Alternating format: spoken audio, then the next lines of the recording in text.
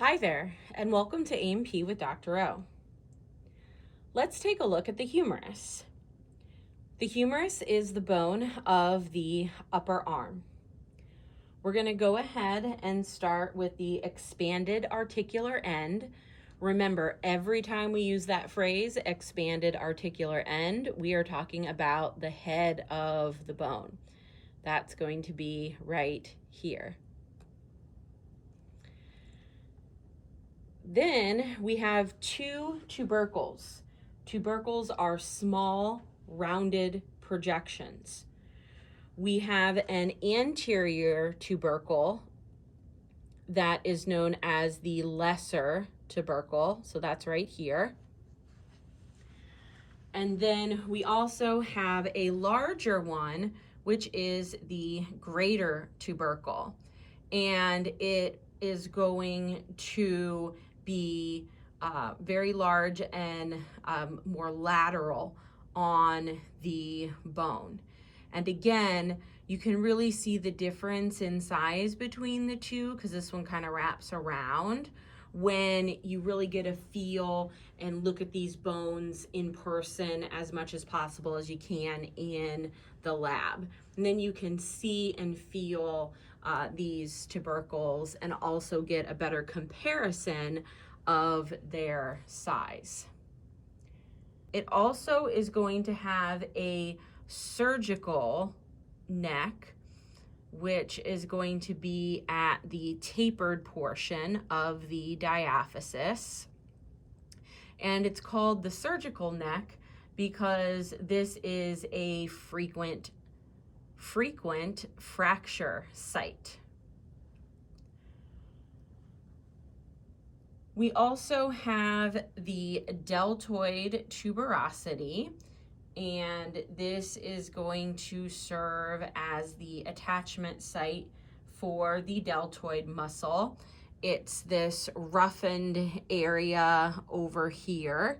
Again, you'll really get to see and feel that roughness when you handle these bone models in the lab.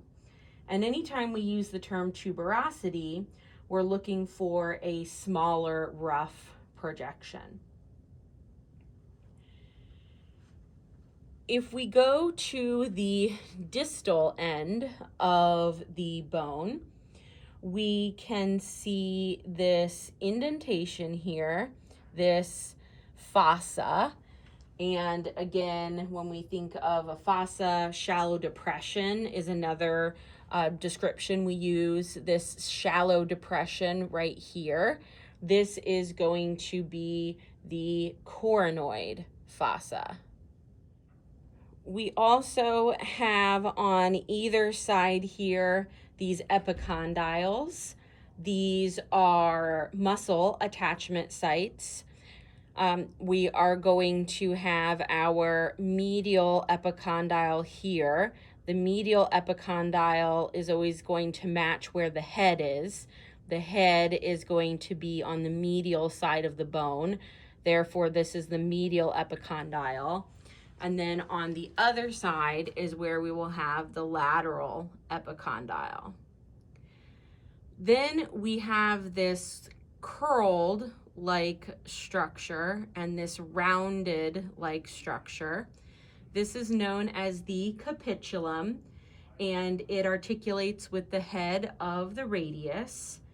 And then this pulley-shaped structure is the trochlea, and it is going to articulate with the trochlea notch on the ulna. If I'm looking at the posterior side now, we can see this shallow depression here. This is known as the olecranon fossa, and it articulates with the olecranon process of the ulna.